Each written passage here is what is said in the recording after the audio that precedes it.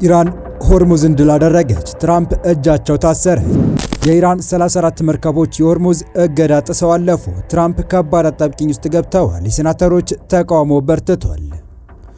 ዓለም አቀፍ ጥፋት ይከሰታል፣ እስራኤል ቆረጠች።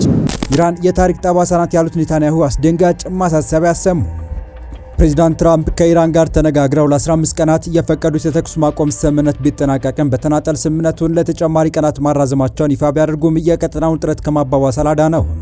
ለትራምፕ ተኩስ አቁም ስምምነት ማራዘሚያ እውቅና እንደማሰጥ የገለጸችው ኢራን በከፍተኛ ሁኔታ የጦርነት ዝግጅቷን እያጠናከረች ሲሆን በሆርሙዝ ሰርጥ በኩል ደግሞ ቀጥተኛ ትንኮሳዎችን ማድረግ ጀምራለች። ኢራን በሁለት ቀናት ብቻ ከ900 ሚሊዮን ዶላር በላይ የሚያወጣ ነዳጅ የትራምፕን እገዳ ጥሰው እንዲያልፉ ማድረጓ ትልቅ መነጋገሪያ ሆኗል። በሌላ በኩል ደግሞ ትራምፕ ጦርነቱ በአጭሩ እንዲቋጭ አልፈልግም የሚል አነጋጋሪ ሀሳብ ሰንዝረዋል። ይሁን እንጂ ይህ የፕሬዝዳንቱ ንግግር ያልታሰበ ተቃውሞ ያስነሳባቸው ሲሆን ወሳኝ ስልጣናቸውን እንዳያስነጥቃቸውም ተሰግቷል። በዝርዝር የምናስደምጣችሁ ጉዳይ ይሆናል። ወደ ደግሞ እስራኤል ኢራን ላይ ዓለም አይቶት የማያውቀው ውድመት ለማድረስ ዝግጁ መሆኗን ወቁልኝ ብላለች። ኢራንን የታሪክ ጠባሳ ሲሉ የጠሩት ኔታንያሁ አስደንጋጭ መረጃ አስተላልፈዋል። ሰላም ውድ የሁሉ ዴይሊ ቤተሰቦች እንደምን አላችሁ? ቻናሉን ሰብስክራይብ፣ ላይክ፣ ሼር እያደረጋችሁ እስከ መረጃዎቻችን ፍጻሜ አብራችሁን ቆዩ። የአሜሪካው ፕሬዝዳንት ዶናልድ ትራምፕ በሆርሙዝ ሰርጥ በኩል እንቅስቃሴ እንዳይደረግ እገዳ መጣላቸው የሚታወቅ ቢሆንም የፕሬዝዳንቱ ማዕቀብ ተፈጻሚነት ከቀን ወደ ቀን እየተሸረሸረ መሆኑ የአሜሪካን ጉልበተኝነት ጥያቄ ውስጥ አስገብቷል። ከቀናት በፊት አንድ ነዳጅ ጫኝ መርከብ የጣሰችው የትራምፕ እገዳ ዛሬ በአስሮች በሚቆጠሩ መርከቦች መጣሱ ነገሩ እንዴት ነው አስብሏል። በሆርሙዝ ወሽመጥ ላይ በአሜሪካ የተጣለውን ጥብቅ እገዳ በመጣስ 34 የኢራን ነዳጅ ጫኝ መርከቦች ማለፋቸው የተነገረው ትራምፕ ጦርነቱን ለመቋጨት አልጣደፍም እያሉ ባሉበት ወቅት ነው። መርከቦቹ በድምሩ 900 ሚሊዮን ዶላር የሚያወጣ ነዳጅ የጫኑ ሲሆን ይህም የዶናልድ ትራምፕ አስተዳደር በኢራን ላይ የጣለው የኢኮኖሚ ጫና ውጤታማነት ላይ ጥያቄ አስነስቷል። የአሜሪካ ጦር ኃይል በአካባቢው የቅርብ ክትትል እያደረገ ባለበት ወቅት እነዚህ መርከቦች እገዳውን አልፈው መውጣታቸው በመካከለኛው ምስራቅ ያለውን የጂኦፖለቲካ ውጥረት ዳግም አባብሶታል። ክስተቱ በዓለም አቀፍ የነዳጅ አቅርቦትና ዋጋ ላይ ተጽዕኖ ሊያሳድር እንደሚችል ተሰግቷል። በሌላ ዜና ፕሬዚዳንት ዶናልድ ትራምፕ በሚቀጥሉት 72 ሰዓታት ውስጥ ከኢራን ጋር አዲስ የሰላም ድርድር ሊካሄድ እንደሚችል ገልጸዋል። በኢስላማባድ ሊካሄድ ታቅዶ የነበረውና በሉካን አለመገኘት ዘግይቶ የነበረው ይህ ሁለተኛ ዙር ድርድር በኒኩሌር ጉዳይና በሆርሙዝ ሰርጥ ውጥረት ዙሪያ መፍትሄ ያመጣል ተብሎ ይጠበቃል።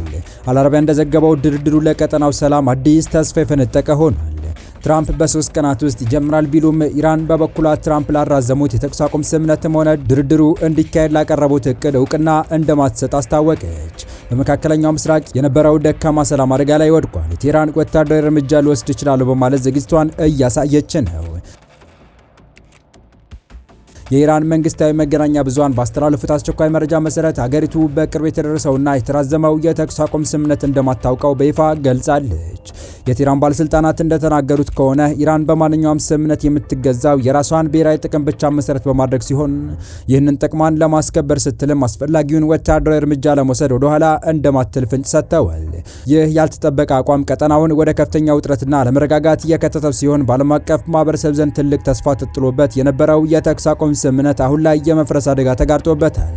የኢራን ባለስልጣናት በሰጡት ማብራሪያ ሀገራቸው ለማንኛውም አይነት የኃይል እርምጃ ዝግጁ መሆኗን በማሳሰብ ቀጣይ ውሳኔዎቻቸው በወቅታዊ የጸጥታ ሁኔታዎችና በብሔራዊ ደህንነታቸው ላይ ብቻ የተመሰረቱ እንደሚሆኑ አስታውቀዋል። የአሜሪካው ፕሬዝዳንት ዶናልድ ትራምፕም ቢሆኑ ወደ ጦርነት ለመመለስ ያላቸው ፍላጎት አልደበቁ። እንዲያውም ከኢራን ጋር የሚደረገው ጦርነት ለመቋጨት እየተጣደፉ አለመሆኑን ለፎክስ ኒውስ ተናግረዋል።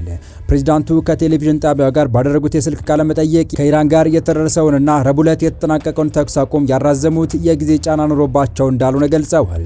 ጥሩ ስምምነት ላይ እንዲደረስ እንደሚፈልጉ የተናገሩት ትራምፕ ጦርነቱን ለመቋጨት እንደማይጣደፉ አስረድተዋል። የዋይት ሀውስ ፕሬስ ሴክሬታሪ ካሮል ሌቪት ከኢራን ጋር የሚደረገው ድርድር መቀጠሉንና ፕሬዝዳንቱ ቀይ መስመሮቻቸውን በእጅጉ ግልጽ ማድረጋቸውን ገልጸው ነበር። ከትራምፕ ፍላጎቶች አንዱ ኢራን ያበለጸገችውን የዩራኒየም ክምችት ለአሜሪካ አሳልፋ መስጠት አለባት የሚል ነው። አሜሪካ ስለ ድርድሩ ከኢራን አገዛዝ ምላሽ ለማግኘት እየጠበቀች መሆኑን የተናገሩት ቃል አቀባዩ የሆነ መልእክት መላክ አልቻሉም፣ ለዚህም ነው ፕሬዝዳንቱ የተኩስ አቁሙን ለማራዘም የወሰኑት ብለዋል።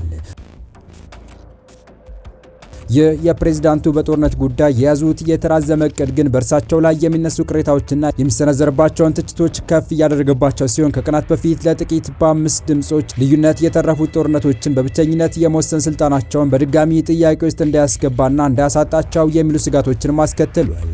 የዲሞክራቶች መሪ የሆኑት ሴናተር ቻክ ሹመር ፕሬዝዳንት ዶናልድ ትራምፕ በኢራን ላይ የሚከተሉትን ስትራቴጂክ አጥብቀው በመተቸት ጦርነቱን በተቻለ ፍጥነት አለማጠናቀቅ ትልቅ ስህተት መሆኑን ገልጸዋል። ሹመር ሮብለት በካፒታል ሂል ለጋዜጠኞች በሰጡት ማብራሪያ ትራምፕ ራሳቸውን ከጊዜ ወደ ጊዜ ጥልቅ ጉድጓድ ውስጥ እየከተቱ ነው ብለዋል። ሴናተሩ ሹመር አክለውም የችግሩ ስፋት ሲያብራሩ በየቀኑ በሆርሙዝ ስትሬት ተጨማሪ ችግሮችን እያየን ነው፣ ይበልጥ ጽንፈኛና ተዋጊ የሆነ የኢራን አመራርን እየተመለከትን ነው፣ ያላቸው የኒውክሌር ቁሳቁስም ይበልጥ እየተደበቀ መሆኑን እያየን ነው፣ ስለዚህ እየሰሩት ያለው ትልቅ ስህተት ይኸው ነው በማለት የፕሬዝዳንቱን አካሄድ ነቅፈዋል። ከዚህ ጋር በተያያዘ ሴናተሩ ፕሬዝዳንት ትራምፕ በህዝብ ዘንድ ያላቸው ተቀባይነት ከጊዜ ወደ ጊዜ እያሽቆለቆለ መምጣቱን አመላክተዋል። ሮብለት ይፋ የተደረገው የኢፒ የ33 በመቶ ዝቅተኛ የህዝብ ድጋፍ ምዘና በማንሳት በህዝብ ዘንድ ተቀባይነት ያጣው ጦርነት አለማቆም ለኢራኑ ጦርነት የሚውለውን በጀት ከመከልከል የበለጠ የከፋ ስህተት መሆኑን አስገንዝበዋል። አሜሪካ ከኢራን ጋር ለምታደርገው ጦርነት በሰጠችው ስያሜ ኦፕሬሽን ኤፒክ ፍሪ በተባለው ዘመቻ እስካሁን 400 የአሜሪካ ወታደሮች መቁሰላቸውን የሀገሪቱ መከላከያ አስታወቀ። የተገለጸው የሀገሪቱ የመከላከያ ጉዳት ትንተና ረቡዕ ዕለት ይፋ ባደረገው አዲስ መረጃ መሰረት ነው። በመረጃው መሰረት ከፍተኛውን የጉዳት ቁጥር የወሰደው የአሜሪካ እግረኛ ጦር ሲሆን በአጠቃላይ 271 አባላቱ ቆስለዋል።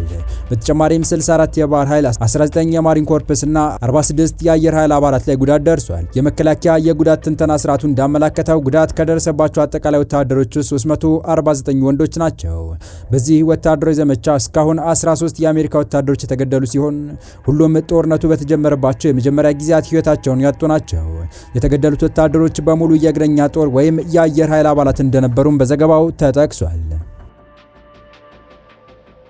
መጨረሻ ወዳደረግነው መረጃ እንለፍ። ኔታንያሁ በኢራን ላይ አስደንጋጭ ማስጠንቀቂያ ሰጥቱ። ዓለም አቀፍ ጥፋት ሊከሰት ይችላል። የእስራኤል ጠቅላይ ሚኒስትር ቤንያሚን ኔታንያሁ የኢራን አመራሮች በዓለም ላይ ከፍተኛ የታሪክ ጠባሳ ሊጥል የሚችል አደገኛ ስጋት መሆናቸውን በድጋሚ በማሳሰብ ጥብቅ ማሳሰቢያ አስተላለፉ። ጠቅላይ ሚኒስትሩ ኢራን የኒውክሌር ጦር መሳሪያ ባለቤት ለመሆን የምታደርገው ጥረት ለእስራኤል ህልውና ቀጥተኛ ስጋት መሆኑን ገልጸው ይህ እንዳይሳካ እስራኤል ማንኛውንም እርምጃ ለመውሰድ ወደኋላ እንደማትል አስታውቀዋል። ኔታንያሁ በተደጋጋሚ እንደሚሉት የቴህራን የኒውክሌር ፕሮግራም ካልተገታ መላው የቀጠናው ደህንነት አደጋ ላይ ይወድቃል። ይሁን እንጂ የኔታንያሁ ተቺዎች ይህ አይነቱ ጠንካራና ተከታታይ የቃላት ጦርነት ቀድሞውንም የሻከረውን የቀጠናውን ውጥረት ይበልጥ ሊያባብሰውና ወደማይፈለግ ግጭት ሊያመራ ይችላል በሚል ስጋታቸውን እየገለጹ ይገኛሉ። እስራኤል በበኩሏ የኢራን የኒውክሌር ዝግጅት ለማደናቀፍ በዲፕሎማሲም ሆነ በሌሎች አማራጮች እንደምትገፋበት በጽኑ እያሳሰበች ነው። በአንጻሩ የኢራን የውጭ ጉዳይ ሚኒስትር የአሜሪካና የእስራኤል ጥቃት በባህረ ሰላጤና በሆርሙዝ ወሽመጥ የጸጥታ ችግር ምንጭ ነው አሉ። የኢራን መንግስት በኤክስ ገጹ ላይ በተከታታይ ባጋራቸው ልጥፎች አባስ አራግቺ በቴህራን ከደቡብ ኮሪያ ልዩ መልእክተኛ ጋር እንደተገናኙ ገልጿል። የውጭ ጉዳይ ሚኒስትሩ አገራት እነዚህን ጥቃቶች በማውገዝ ግልጽና ጠንካራ አቋም እንዲወስዱ ማሳሰባቸውን ጠቅሷል። ኢራን ደህንነቷንና ጥቅሟን ለመከላከል በዓለም አቀፍ ሕግ እርምጃዎችን ወስዳለች ማለታቸውን በልጥፉ ተካቷል። አራግቺ አክሎም ለሚደርሰው ሁሉ ኃላፊነት የሚወስደው ጥቃት ፈጻሚ ነው ብለዋል። ኢራን በወሽመጡ 2 መርከቦችን መያዟንና 3ኛ የጭነት መርከብ ላይም ጥቃት መሰንዘሯን ገልጸዋል። የሀገራቱ ውዝግብ እንዲህ እያለ በቀጠለበት በአሁኑ ሰዓት የሳውዲ ነዳጅ አጓጓዥ ኩባንያ የሆነው ስቴና በልክ ዋና ስራ አስፈጻሚ በአሁኑ ሰዓት የኩባንያው መርከቦች በሆርሙዝ ወሽመጥ በኩል የሚያልፉበት ምንም እድል እንደሌለ ተናግረዋል። የድርጅቱ ዋና ስራ አስፈጻሚ ኤሪክ ሄኔል ከቢቢሲ ሬዲዮ ፎር ቱዴይ ፕሮግራም ጋር በነበራቸው ቆይታ ይህንን አይነት እርምጃ ከመውሰዳቸው በፊት በውሃ መስመሩ በኩል በሰላም ለማለፍ ከሁለቱም ከኢራንና ከአሜሪካ የደህንነት ዋስትና ያስፈልገናል ብለዋል።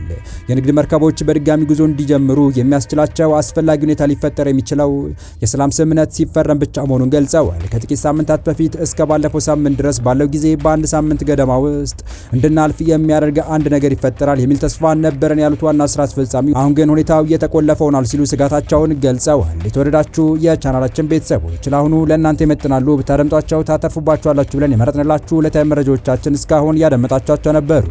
በተመሳሳይ ሀገራዊና ቀጠናዊ ጉዳዮች እንዲሁም ዓለም አቀፋዊ ጂኦፖለቲካ፣ ወታደራዊና አነጋጋሪ ክስተቶችን ለበለት ተከታትለን በትኩስ ይዘን እንደምንቀርብ እያሳወቅን የቻናሉ ቤተሰብ ካልናችሁ ሰብስክራይብ፣ ቪዲዮ ላይክ እና ሼር በማድረግ ተደራሽነታችን ታሰፉ ዘንድ አክብሮታዊ ግብዣችን ነው። አበቃን። ሰናይ ጊዜን ተመኘን።